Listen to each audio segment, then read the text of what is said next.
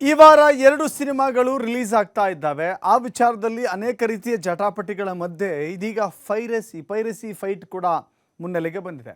Piracy ವಿರುದ್ಧ ನಟ ಕಿಚ್ಚ ಸುದೀಪ್ ಆಕ್ರೋಶವನ್ನು ವ್ಯಕ್ತಪಡಿಸಿದ್ರಲ್ಲ, ಇದೇ ವಿಚಾರಕ್ಕೆ ಸಂಬಂಧಪಟ್ಟಂತೆ ವಿಧಾನಸೌಧದಲ್ಲಿ ನಟ, ನಿರ್ದೇಶಕ, ಚಲನಚಿತ್ರ ಅಕಾಡೆಮಿ ಅಧ್ಯಕ್ಷ ಸಾಧು ಕೋಕಿಲ ಮಾತನಾಡಿದ್ದಾರೆ. ಸಾಧು ಕೋಕಿಲ ಹೇಳ್ತಾ ಇದ್ದಾರೆ, ಪೈರಸಿ ಅನ್ನೋದು ಈಗಿನಿಂದ ನಡೀತಾ ಇಲ್ಲ.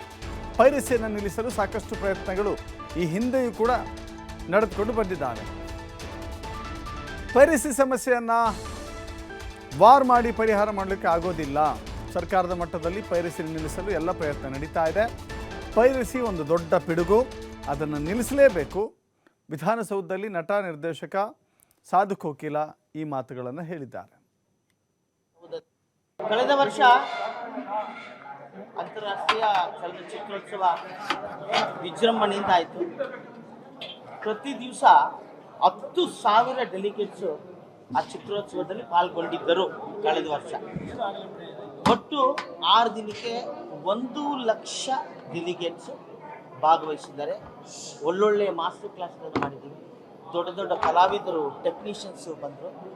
ಯಂಗ್ಸ್ಟರ್ ನಾ ಹಿರಿಯ ನಟನಾಗಿ ಒಂದೇ ಒಂದು ಹೇಳಕ್ಕೆ ಇಷ್ಟಪಡ್ತೀನಿ. ದರ್ಶನ್ ಫ್ಯಾನ್ಸು, ಸುದೀಪ್ ಫ್ಯಾನ್, ಅವರು Yash fan, Appu sir fan, ಅಂದರೆ ಪುನೀತ್ ರಾಜ್ಕುಮಾರ್ ಫ್ಯಾನ್, ಶಿವರಾಜ್ ಕುಮಾರ್ ಫ್ಯಾನ್, ಉಪೇಂದ್ರ ಅವ್ರ ಫ್ಯಾನ್, ಎಲ್ಲರೂ ನನ್ನ ಫ್ಯಾನ್ ಆಗಿರೋದ್ರಿಂದ ಎಲ್ರಿಗೂ ಒಳ್ಳೆಯದು. ನಾ ಹಿರಿಯ ನಟನಾಗಿ ಒಂದೇ ಒಂದು ಹೇಳಕ್ಕೆ ಇಷ್ಟಪಡ್ತೀನಿ. ಪೈರಸಿ ವಿರುದ್ಧ ನಟ ಕಿಚ್ಚ ಸುದೀಪ್ ಆಕ್ರೋಶ ವಿಚಾರಕ್ಕೆ ಸಂಬಂಧಪಟ್ಟಂತೆ ವಿಧಾನಸೌಧದಲ್ಲಿ ನಟ, ನಿರ್ದೇಶಕ ತರುಣ್ ಸುಧೀರ್ ಕೂಡ ಮಾತನಾಡಿದ್ದಾರೆ. ಭಾರತದ ಎಲ್ಲ ಸಿನಿಮಾ ರಂಗಗಳಲ್ಲೂ ಕೂಡ ಪೈರಸಿ ಇದೆ. ತಮಿಳುನಾಡು, ಆಂಧ್ರದಲ್ಲಿ ಇದಕ್ಕಿಂತ ಕೆಟ್ಟದಾಗಿದೆ.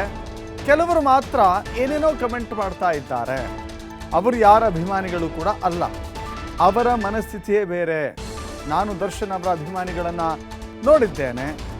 ದರ್ಶನ್ ಅಭಿಮಾನಿಗಳು ಈ ತರಹ ಇಲ್ಲ.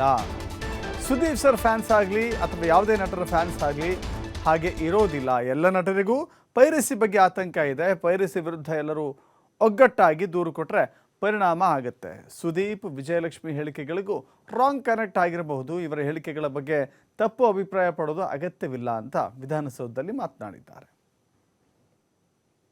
ಈಗ ಕೆಲವು ಕಮೆಂಟ್ಸ್ ಬರುತ್ತೆ ಅಂತ ಹೇಳ್ತೀವಿ, ನೆಗೆಟಿವ್ ಕಮೆಂಟ್ಸ್ ಬರುತ್ತೆ.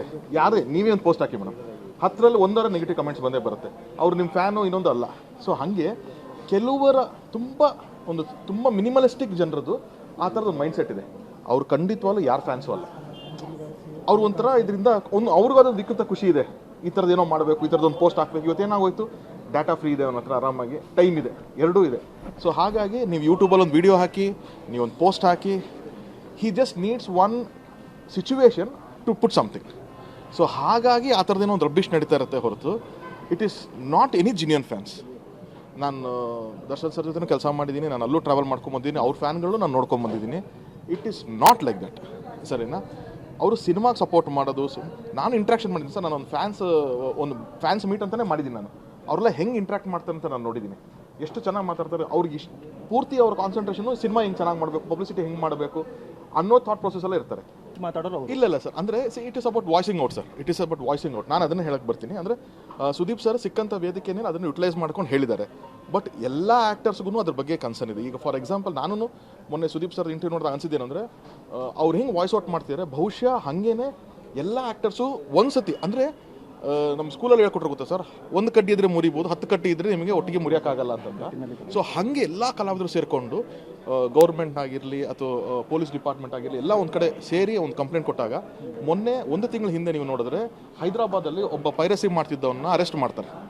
ಬೊಮ್ಮ ರವಿ ಅಂತ ಅನ್ನೋ ವ್ಯಕ್ತಿನ ಅರೆಸ್ಟ್ ಮಾಡ್ತಾರೆ. ಯಾಕೆ ಅಂತಂದರೆ ಇಡೀ ಚಿತ್ರರಂಗ ನಿಂತ್ಕೊಂತಲ್ಲಿ, ಸರ್ ನಮ್ಗೆ ಹಿಂಗೆ ತೊಂದರೆ ಆಗ್ತಿದೆ ಪೈರಸಿಯಿಂದ, ಒಂದು